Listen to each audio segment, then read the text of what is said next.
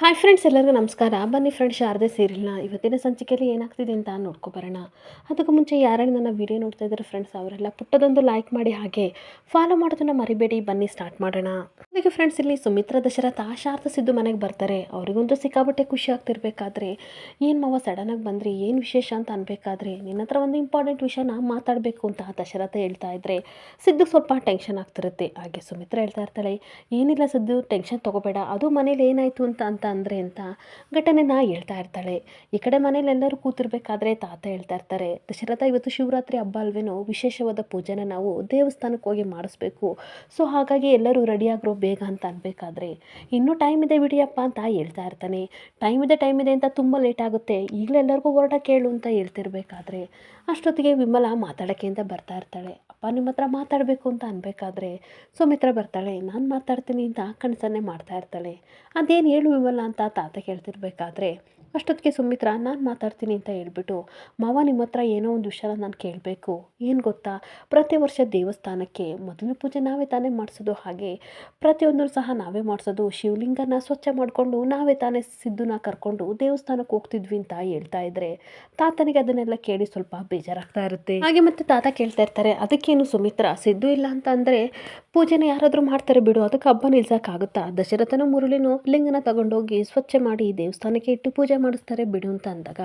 ತುಂಬ ಬೇಜಾರಿಂದ ವಿಮಲ ಹೇಳ್ತಾ ಇರ್ತಾಳೆ, ಆಗಲ್ಲಪ್ಪ, ಯಾರ್ಯಾರೋ ಆ ಪೂಜೆನ ಮಾಡೋಕ್ಕಾಗಲ್ಲ, ಒಬ್ಬರಿಗೆ ಜವಾಬ್ದಾರಿಯಿಂದ ಕೊಟ್ಮೇಲೆ ಅದನ್ನು ಅವರೇ ನೀಟಾಗಿ ಅಚ್ಚುಕಟ್ಟಾಗಿ ಮಾಡಬೇಕಲ್ವ ಅಂತ ಕೇಳ್ತಾ ಇರ್ತಾರೆ. ಆಗ ಆರ್ತಿನೂ ಸಹ ಅಮ್ಮ ಹೇಳ್ತಿರೋದು ಕರೆಕ್ಟ್ ಇದೆ ತಾತ, ಒಬ್ಬರಿಗೆ ಜವಾಬ್ದಾರಿ ಕೊಟ್ಮೇಲೆ ಅವರೇ ತಾನೇ ಮಾಡಬೇಕು ಅಂತ ಅಂದಾಗ, ಅಕಸ್ಮಾತ್ ಅವನು ಊರಲ್ಲಿ ಇಲ್ಲ ಅಂತ ಅಂದರೆ ಪೂಜಾ ಕಾರ್ಯಗಳನ್ನೆಲ್ಲ ನಾವು ಮಾಡ್ತಿದ್ವಿ ತಾನೇ, ಇವಾಗೂ ಹಾಗೆ ಮಾಡೋಣ ಅಂತ ತಾತ ಹೇಳ್ತಾ ಇದ್ರೆ, ಮುರುಳಿ ಸಹ ಸಂಪ್ರದಾಯ ಅಂತ ಅಂದಮೇಲೆ ಸಂಪ್ರದಾಯ ಮಾವ, ಒಬ್ರಿಗೆ ವಹಿಸಿದ್ಮೇಲೆ ಅವರೇ ಮಾಡಬೇಕು, ಸಂಪ್ರದಾಯ ಪ್ರಕಾರನೇ ಪೂಜೆ ಮಾಡೋಣ ಪ್ಲೀಸ್ ಅಂತ ರಿಕ್ವೆಸ್ಟ್ ಮಾಡ್ಕೋತಾ ಇರ್ತಾನೆ. ಹಾಗೆ ದಶರಥನ ಸಹ ಹೇಳ್ತಾ ಇರ್ತಾನೆ, ನೋಡಿ ಅಪ್ಪ, ನಮಗೆ ವಯಸ್ಸಾಯಿತು ಅಂತ ಜವಾಬ್ದಾರಿಗಳನ್ನ ಮಕ್ಕಳೇ ಕೊಟ್ಟಿದ್ವಿ, ಅಂದಮೇಲೆ ನಾವೀಗ ಪ್ರತಿ ವರ್ಷ ಚೇಂಜ್ ಮಾಡ್ಕೊಳಕ್ಕಾಗಲ್ಲ, ನಮಗಿಷ್ಟ ಬಂದಂತೆ ನಾವು ಸಂಪ್ರದಾಯನ ರೂಲ್ಸ್ನ ಚೇಂಜ್ ಮಾಡ್ಕೊಳಕ್ಕಾಗಲ್ವ ಅಲ್ವಪ್ಪ ಅಂತ ಹೇಳ್ತಾ ಇರ್ತಾನೆ. ಹಾಗೆ ನಮ್ಮ ಮನೆತನ ಸಂಪ್ರದಾಯಗಳನ್ನು ನಾವೇ ಮುರಿದಂಗೆ ಆಗಲ್ವಪ್ಪ ಅಂತ ದಶರಥ ಹೇಳ್ತಾ ಇದ್ರೆ ತಾತ ಯೋಚನೆ ಮಾಡ್ತಾ ಇರ್ತಾರೆ. ಆದರೆ ಪಾರಿಜಾತ ಇನ್ನೊಂದು ಕಡೆ, ಅಲ್ಲ ನಿಮಗೆಲ್ಲ ಏನಾಗಿದೆ, ಯಾಕೆ ಹಿಂಗೆಲ್ಲ ತಲೆ ಕೆಡಿಸ್ಕೊಂಡು ಕೂತಿದ್ದೀರಾ, ಶಿವಲಿಂಗ ಪೂಜೆನ ಸಿದ್ಧನ ಮಾಡಬೇಕು ಅಂತ ಏನಾದರೂ ರೂಲ್ಸ್ ಇದೆಯಾ, ನಮ್ಮ ಗೋಲ್ಡಿ ಇದೆಯಲ್ವಾ, ನಮ್ಮ ಗೋಲ್ಡಿನೇ ಮಾಡ್ತಾಳೆ ಅಂತ ಅಂದಾಗ ತುಂಬ ಕೋಪ ಮಾಡಿಕೊಂಡು ತಾತ ಪಾರಿಜಾತ ಕಡೆ ನೋಡ್ತಾ ಇರ್ತಾರೆ. ಜ್ಯೋತಿಕ್ನು ಸಹ ಸಿದ್ದು ಇಲ್ಲದ್ರೆ ತಾತ ನಾನೇ ಪೂಜೆ ಮಾಡ್ತೀನಿ ಅಂತ ಅಂದಾಗ ದಶರಥ, ಅಲ್ಲ ಜೋ, ನಾವು ಸಂಪ್ರದಾಯನ ಮುರಿಬಾರ್ದು ಅಂತ ಮಾತಾಡ್ಕೋತಿದ್ರೆ ನೀನು ಮತ್ತೆ ಮುರಿಯೋ ಕೆಲಸ ಮಾಡ್ತಿದ್ಯಲ್ಲ ಅಂತ ಬೈತಾ ಇರಬೇಕಾದ್ರೆ ಸುಮಿತ್ರ, ಒಂದು ನಿಮಿಷ ಎಲ್ಲರೂ ಸುಮ್ಮನೆ ರೀ, ಮಾವು ಒಂದು ಕೆಲಸ ಮಾಡೋಣ, ಚೀಟಿಲಿ ಮನೆಯವರೆಲ್ಲರ ಹೆಸರನ್ನು ಸಹ ನಾನು ಬರಿತೀನಿ, ಅದರಲ್ಲಿ ಒಂದು ಚೀಟಿನ ನೀವೇ ಎತ್ಕೊಳ್ಳಿ, ಅದರಲ್ಲಿ ಯಾರ ಹೆಸರು ಬರುತ್ತೆ ಅವರೇ ಈ ವರ್ಷ ಪೂಜೆ ಮಾಡಲಿ ಅಂತ ಅಂದಾಗ, ನೀನು ಹೇಳೋದು ಕರೆಕ್ಟಾಗಿದೆ ಅಮ್ಮ ಅಂತ ಅಂದಾಗ ಮುರಳಿ ಹೇಳ್ತಿರ್ತಾನೆ, ಆರ್ತಿ ಬೇಗ ಲೆಟರು ಪೆನ್ನು ತೊಗೊಬಾ, ಚೀಟಿನ ರೆಡಿ ಮಾಡು ಅಂತ ಅಂದಾಗ ತುಂಬ ಖುಷಿಯಿಂದ ಚೀಟಿನ ರೆಡಿ ಮಾಡೋಕ್ಕೆ ಆರ್ತಿ ಹೋಗ್ತಾ ಇರ್ತಾಳೆ. ಹಾಗೆ ಅನ್ನೋದ್ ಕಡೆ ಆರ್ತಿ ಚೀಟಿ ತಗೊಬಂದಾಗ, ಮಾವ ನೀವೊಂದು ಚೀಟಿ ಎತ್ತಿ ಅಂತ ಅಂದಾಗ ತುಂಬ ಯೋಚನೆ ಮಾಡಿ ತಾತ ಒಂದು ಚೀಟಿನೇ ಎತ್ತುತ್ತಾರೆ. ಆ ಹೆಸರಲ್ಲಿ ಸಿದ್ಧಾರ್ಥ ಅಂತ ಇದ್ದಾಗ ಅದನ್ನು ನೋಡಿ ಸಿಕ್ಕಾಬಟ್ಟೆ ಅಂದರೆ ಸಿಕ್ಕಾಬಟ್ಟೆ ಖುಷಿಯಾಗಿ ಆರ್ತಿ ಕುಣಿದಾಡ್ತಿರ್ತಾಳೆ. ಅಣ್ಣನ ಹೆಸರು ಬಂತು ಅಂತ ಕುಣಿದಾಡ್ತಿರ್ಬೇಕಾದ್ರೆ ಮನೆಯವ್ರಿಗೆಲ್ಲರಿಗೂ ಸಹ ಸಿಕ್ಕಾಬಟ್ಟೆ ಖುಷಿ ಆಗ್ತಿದ್ರೆ ಜ್ಯೋತಿಗನಿಗೂ ಪಾರಿಜಾತನಿಗೂ ಹೊಟ್ಟೆ ಉರಿತಾ ಇರುತ್ತೆ. ಆಗ ಸರಿ ಆಯಿತು, ಪೂಜೆಗೆ ಬರೋಕ್ಕೆ ಹೇಳಿ ಅಂತ ತನ್ನ ಪಾಡಿಗೆ ತಾನು ಹೊರಟು ತಾತ ಹೋಗ್ತಾ ಇದ್ದರೆ ಇವರಿಗೆಲ್ಲ ಸಿಕ್ಕಾಬಟ್ಟೆ ಖುಷಿ ಆಗ್ತಾ ಇರುತ್ತೆ. ಹಾಗೆ ಮತ್ತೆ ಈಗಲೇ ಅಣ್ಣನಿಗೆ ಕಾಲ್ ಮಾಡ್ತೀನಿ ಅಂತ ಹೋಗ್ತಿರ್ಬೇಕಾದ್ರೆ ದಶರಥ, ಬೇಡಮ್ಮ, ನಾನೇ ಪರ್ಸ್ನಲಾಗಿ ಹೋಗಿ ನಾನು ಮತ್ತೆ ನಿಮ್ಮತ್ತೆ ಕರೆದು ಬರ್ತೀವಿ ಅಂತ ಅಂದಾಗ ಮತ್ತಷ್ಟು ಜಾಸ್ತಿ ಖುಷಿಯಿಂದ ತೇಲಾಡ್ತಾ ಇರ್ತಾರೆ. ಆದರೆ ಇನ್ನೊಂದು ಕಡೆ ಎಲ್ಲರೂ ರೆಡಿ ಆಗಬೇಕು ಅಂತ ಹೋಗ್ತಾ ಇದ್ದರೆ ಆರ್ತಿನೂ ಸಹ ತನ್ನ ಪಾಡಿಗೆ ತಾನು ರೂಮಿಗೆ ಹೋಗ್ತಾ ಇರಬೇಕಾದ್ರೆ, ನಿಂತ್ಕೊ ಒಂದು ನಿಮಿಷ ಅಂತ ಪಾರಿಜಾತ ಹೇಳ್ತಾಳೆ. ಹಾಗೆ ಬೋವಲದಿರೋ ಚೀಟಿಯನ್ನು ತೆಗೆದು ನೋಡ್ತಾ ಇರಬೇಕಾದ್ರೆ ಎಲ್ಲರ ಹೆಸರು ಸಹ ಆರ್ತಿ ಬರೆದಿರ್ತಾಳೆ. ಏನಜ್ಜಿ ಈ ರೀತಿ ನೋಡ್ತಾ ಇದ್ದೀರಾ, ನಾನೇನಾದರೂ ಎಲ್ಲ ಚೀಟಿಗೂ ಸಿದ್ಧಾರ್ಥ ಅಣ್ಣನ ಹೆಸರು ಬರ್ಕೊಂಡಿದ್ದೀನಿ ಅಂತ ನೋಡ್ತಾ ಇದ್ದೀರಾ, ಖಂಡಿತ ಆ ಥರ ಗಿಮಿಕ್ಕೆಲ್ಲ ನಾನು ಮಾಡಲ್ಲ, ನಮ್ಮ ಮನೇಲಿ ಯಾರು ಮಾಡ್ತಾರೆ ಅಂತ ನಿಮಗೆ ತುಂಬ ಚೆನ್ನಾಗಿ ಗೊತ್ತಲ್ವ ಅಂತ ಅಂದಾಗ, ಹೋಗಿ ಸುಮ್ಮನೆ, ನಾನೇನು ಚೀಟಿನ ಆ ರೀತಿ ನೋಡ್ತಾ ಇಲ್ಲ ಅಂತ ಅಂದಾಗ, ಆ ದೇವರಿಗೆ ಅಣ್ಣನ ಕೈಯಲ್ಲಿ ಪೂಜೆ ಮಾಡಿಸ್ಕೋಬೇಕು ಅಂತ ಆಸೆ ಆಗಿದೆ ಅಂತ ಅಂದಮೇಲೆ ನಾವೆಲ್ಲ ಏನು ಮಾಡೋಕ್ಕಾಗುತ್ತೆ, ದೇವರು ಯಾವ ರೀತಿ ಹಣೆಗೆ ಏನು ಬರ್ದಿರ್ತಾರೋ ಅದೇ ಆಗೋದು ಅಜ್ಜಿ ಅಂತ ಹೇಳ್ಕೊಂಡು ಹೋಗ್ತಾ ಇರ್ತಾಳೆ. ಏನು ನಡೆದಿದ್ದ ಘಟನೆಯನ್ನು ಸಹ ಸುಮಿತ್ರ ಹೇಳ್ತಾ ಇರಬೇಕಾದ್ರೆ ದೀಪಗಂತೂ ಸಿಕ್ಕಾಬಿಟ್ಟೆ ಖುಷಿಯಾಗಿ, ಹಾಗಾದರೆ ಅಮ್ಮಮ್ಮ ನಿಮ್ಮ ಜೊತೆ ನಾವು ಪೂಜೆಗೆಲ್ಲ ಬರ್ತೀವ ಅಂತ ಅಂದಾಗ, ಹ್ಞೂ ಮಮ್ಮ, ಎಲ್ಲರೂ ರೆಡಿಯಾಗಿ ಬೇಗ ಬೇಗ ಅಂತ ಹೇಳ್ತಾ ಇರ್ತಾಳೆ. ಅಷ್ಟೊತ್ತಿಗೆ ಶಾರದಾ, ನಾನು ಬರಲ್ಲ, ಸರ್ ಮಾತ್ರ ಬರ್ತಾರೆ, ಕರ್ಕೊಂಡು ಹೋಗಿ ಅಂತ ಅನ್ಬೇಕಾದ್ರೆ ಇರಬೇಕಾದ್ರೆ ಏನಮ್ಮ ಹೀಗಂತಿದೀಯ ಅಂತ ಅಂದಾಗ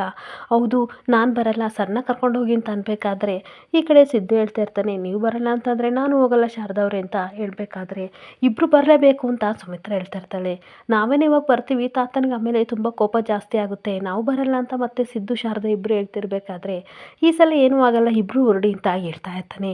ಹಾಗೆ ಮತ್ತೆ ನೀವು ಬಂದರೆ ಬರೋದು ಅಂತ ಸಿದ್ದು ಮತ್ತೆ ಹೇಳ್ತಿರ್ಬೇಕಾದ್ರೆ ಸುಮಿತ್ರನು ಸಹ ಆಟ ಮಾಡಬೇಡ ಹೊರಡಮ್ಮ ನಾವು ಅಲ್ಲಿಂದ ಇಲ್ಲಿವರೆಗೂ ಬಂದಿದ್ದೀವಿ ನಮಗೆ ನಿರಾಶೆ ಮಾಡಬಾರ್ದು ಅಂತ ಹೇಳಿದಾಗ ಸರಿ ಅಮ್ಮ ಅಂತ ಹೊರಡಕ್ಕೆ ಹೋಗ್ತಾ ಇರ್ತಾಳೆ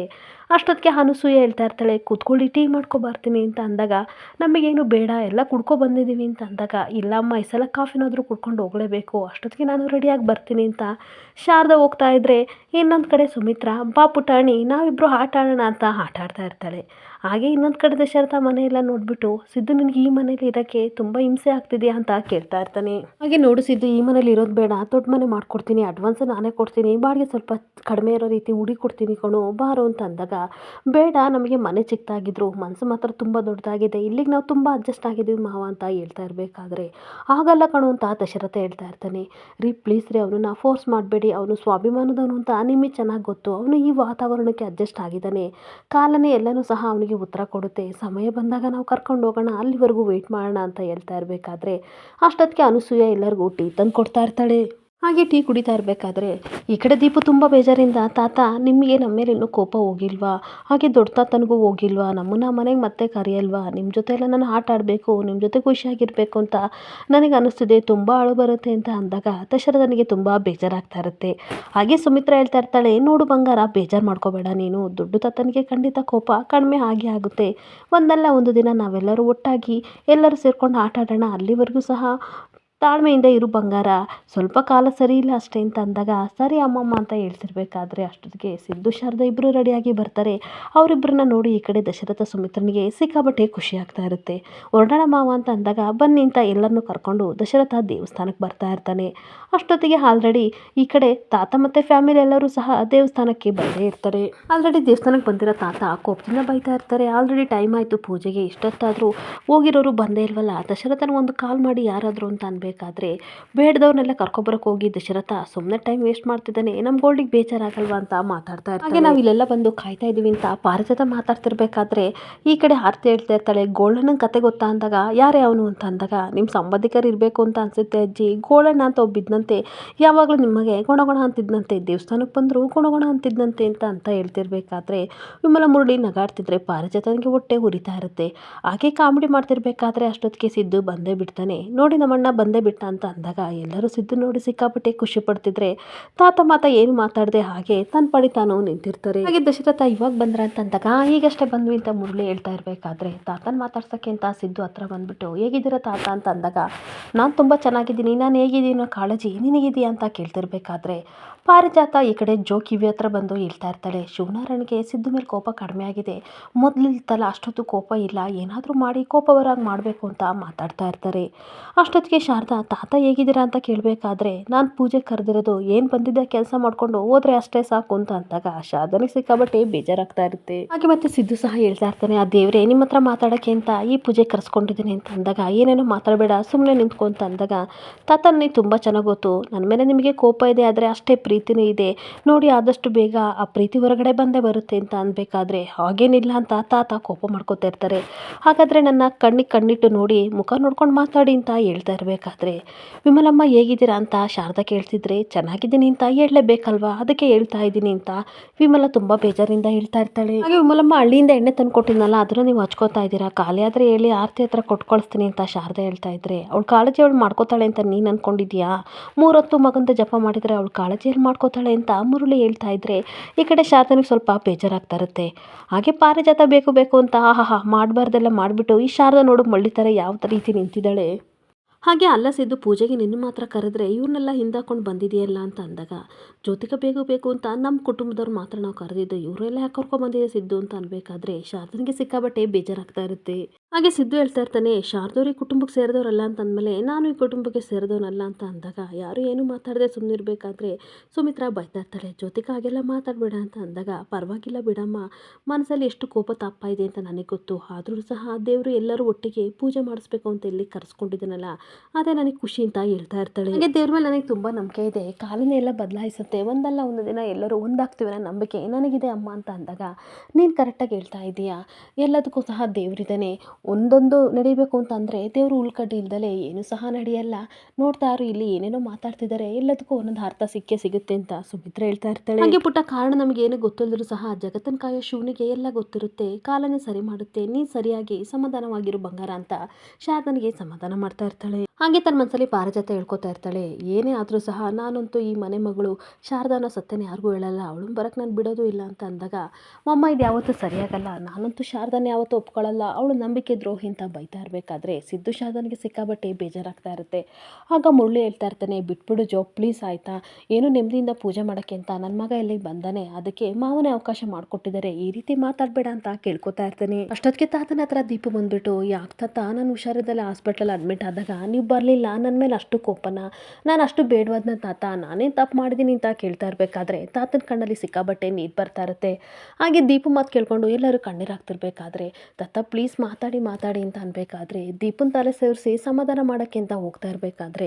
ಜೊತೆಗೆ ಬೇಕು ಬೇಕು ಅಂತ, ತಾತ ಬನ್ನಿ ಟೈಮ್ ಆಯಿತು, ಆಲ್ರೆಡಿ ಪುರೋಹಿತರು ಕರಿತಾ ಇದ್ದಾರೆ ಬನ್ನಿ ಅಂತ ಅಂದಾಗ ತಾತ ಹಾಗೆ ಕಣ್ಣೀರು ಒರೆಸ್ಕೊಂಡು ದೇವಸ್ಥಾನದೊಳಗಡೆ ಹೋಗ್ತಾ ಇದ್ದರೆ ದೀಪು ಸಿಕ್ಕಾಬಟ್ಟೆ ಕಣ್ಣೀರಾಗ್ತಾ ಇರ್ತಾಳೆ. ಹಾಗೆ ಸುಮಿತ್ರ ಬಂದು ಅವಳನ್ನ ಸಮಾಧಾನ ಮಾಡಿ ಕರ್ಕೊಂಡು ಹೋಗ್ತಾ ಇರಬೇಕಾದ್ರೆ ತನ್ನ ಅಪ್ಪನ ನೋಡಿ ಸಿದ್ದು ತುಂಬ ಖುಷಿಯಿಂದ ಹಗ್ ಮಾಡ್ಕೋತಾ ಇರ್ತಾನೆ. ಹಾಗೆ ಮುರಳಿನ ನೋಡಿಬಿಟ್ಟು, ಏನಪ್ಪ ಸಣ್ಣಾಗಿದ್ದೀರಾ ಅಂತ ಅಂದಾಗ ಎಲ್ಲರೂ ನಗಾಡ್ತಾ ಇರ್ತಾರೆ. ಇಲ್ಲ ಕಣೋ ನಾನು ಚೆನ್ನಾಗಿದ್ದೀನಿ ಅಂತ ಅಂದಾಗ, ಅಮ್ಮ ಬೈತಾರೆ ಅಂತ ಅನಿಸುತ್ತೆ, ಊಟ ಕೊಡಲ್ಲ ಅನಿಸುತ್ತೆ, ಅದಕ್ಕೆ ಈ ರೀತಿ ಇದ್ದೀರಾ ಅಂತ ಅಂದಾಗ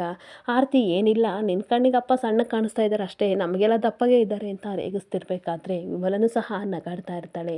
ಹಾಗೇನಿಲ್ಲ ಕಣೋ, ಟೈಮಿಗೆ ಕರೆಕ್ಟಾಗಿ ಊಟ ನಿದ್ದೆ ಎಲ್ಲ ನಾನು ಮಾಡ್ತಾಯಿದ್ದೀನಿ, ನಿಮ್ಮ ಅಮ್ಮನೇ ಮಾಡ್ತಿಲ್ಲ ಅಂತ ಅಂದಾಗ ಸಿದ್ದು ಸ್ವಲ್ಪ ಬೇಜಾರಾಗ್ತಾ ಇರುತ್ತೆ. ಹಾಗೆ ಮತ್ತೆ ಮುರಳಿ ಹೇಳ್ತಾ ಇರ್ತಾನೆ, ನೀನು ಸ್ವಾವಲಂಬಿಯಾಗಿ ಬದುಕ್ತಿದೆಯಲ್ಲ, ನನಗಂತೂ ತುಂಬ ಖುಷಿ ಆಗ್ತಿದೆ, ವ್ಯಕ್ತಿ ದೊಡ್ಡವನಾದಮೇಲೆ ಯಾರು ಹಂಗಿಲ್ದಲೆ ಈ ರೀತಿ ಬದುಕಬೇಕು, ನನ್ನ ಮಗ ಅಂತ ಹೇಳ್ಕೊಳಕ್ಕೆ ಹೆಮ್ಮೆ ಆಗ್ತಿದೆ ಅಂತ ಅಂದಾಗ ಹೌದಪ್ಪ ಅಂತ ಹೇಳ್ತಾ ಇದ್ರೆ ಶಾರದೆ ಹೇಳ್ತಾ ಇರ್ತಾಳೆ, ಕುಟುಂಬದ ಜೊತೆ ಇರಬೇಕು, ಆವಾಗಿದ್ದರೆ ಕೋಪ ತಾಪ ಎಷ್ಟೇ ಇದ್ದರೂ ಸಹ ಕರುಳುನ ಬಂದ ಅವ್ರನ್ನ ಗಟ್ಟಿಯಾಗಿ ಇಟ್ಕೊಳ್ಳುತ್ತೆ ಅಂತ ಹೇಳ್ತಾ ಇರಬೇಕಾದ್ರೆ ತನ್ನ ಅಮ್ಮನ ಹತ್ರ ಬಂದು ಸಿದ್ದು ಹೇಗಿದ್ದೀರಾ ಅಂತ ಕೇಳಬೇಕಾದ್ರೆ, ಇಷ್ಟೊತ್ತಾದಮೇಲೆ ಬರ್ತಾ ಇದೆಯಲ್ಲ, ನಿನಗೆ ನನ್ನ ಬಗ್ಗೆ ಸ್ವಲ್ಪನೂ ಕಾಳಜಿ ಇಲ್ಲ ಅಲ್ವಾ ಅಂತ ಅಂದಾಗ, ಯಾಕಮ್ಮ ಹಂಗಂತೀಯ, ಇಷ್ಟ ಇರೋದಕ್ಕೆ ತಾನೇ ಬಂದಿರೋದು ಅಂದಾಗ, ನೀನು ಹೇಗಿದ್ದೀಯ ಅಂತ ಅಂದಾಗ,